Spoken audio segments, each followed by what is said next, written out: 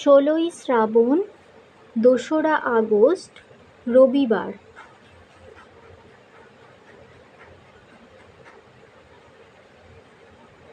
রাশিফল: মেষ, যাত্রায় বিঘ্ন, বৃষ, সাহিত্যে সুনাম, মিথুন, ষড়যন্ত্রের শিকার, কর্কট, মতবিরোধ, সিংহ, হতাশাবোধ, কন্যা, বিচ্ছেদ ভয়, তুলা, সুপরামর্শ গ্রহণ, বৃশ্চিক, প্রাপ্তিযোগ, ধনু, গুহপীড়া, মকর, সহানুভূতি লাভ, কুম্ভ, অবস্থার উন্নতি, মীন, মতান্তর।